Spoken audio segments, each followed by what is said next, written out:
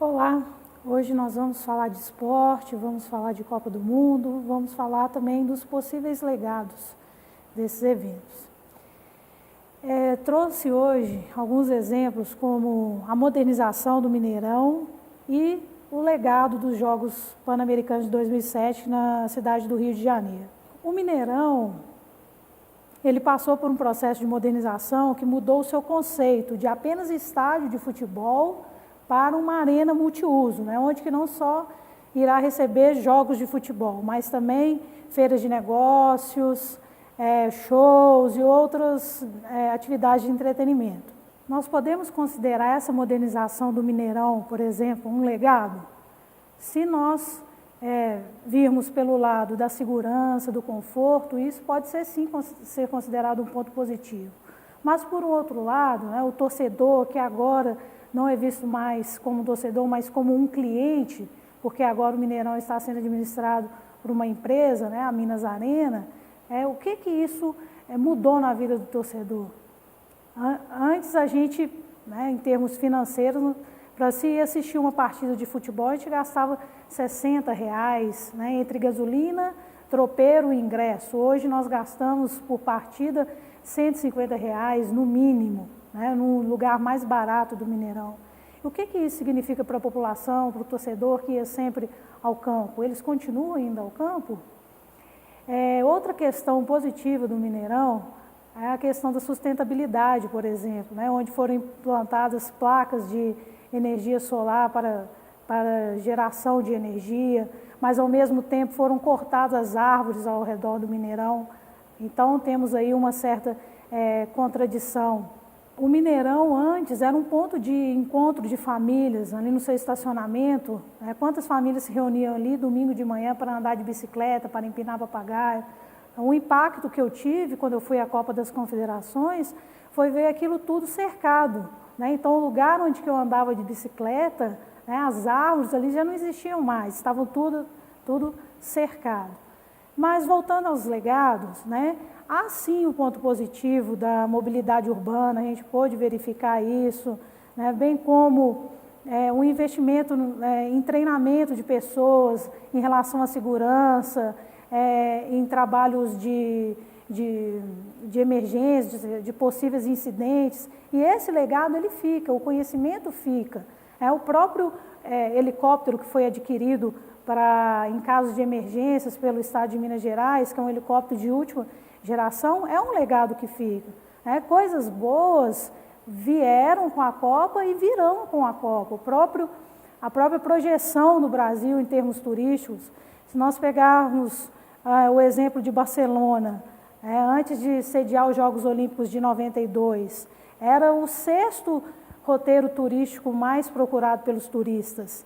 E hoje, depois dos Jogos de 92, ele é o 2º roteiro turístico na Espanha mais procurado. Então tem esse reconhecimento. Será que isso vai acontecer com as cidades sedes aqui da Copa do Mundo?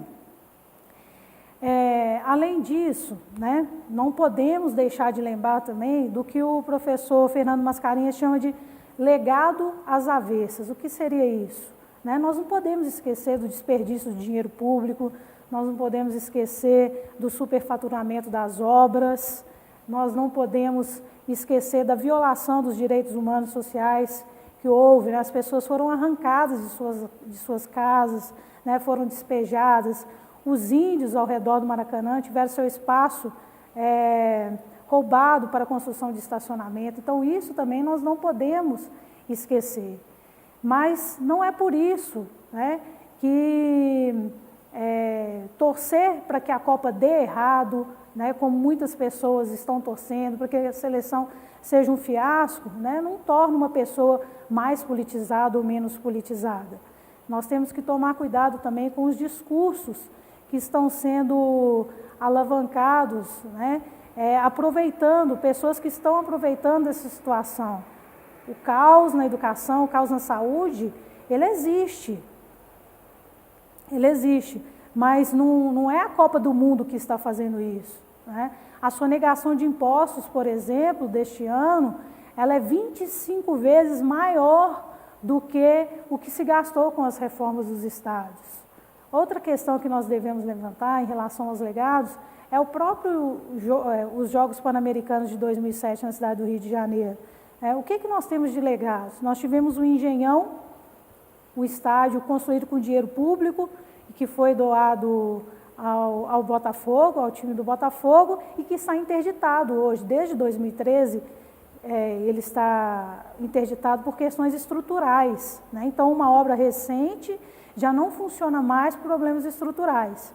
O mesmo acontece com o Parque Aquático Maria Lenk, que foi construído para receber a natação, os saltos ornamentais, o nado sincronizado. Ele encontra-se fechado, não tem evento, né? Ele não é aproveitado, não tem evento acontecendo lá.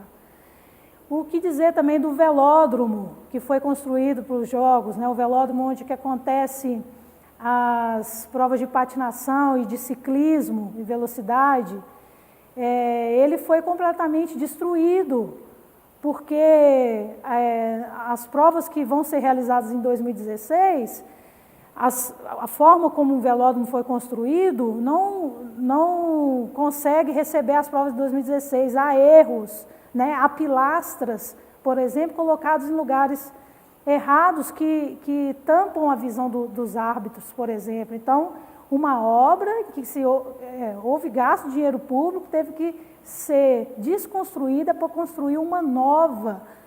Então, assim, nós temos exemplos aqui no próprio Brasil, no caso do PAN de 2007, e que parece não foram usados como exemplo, né, haja visto o que está acontecendo com a organização da Copa.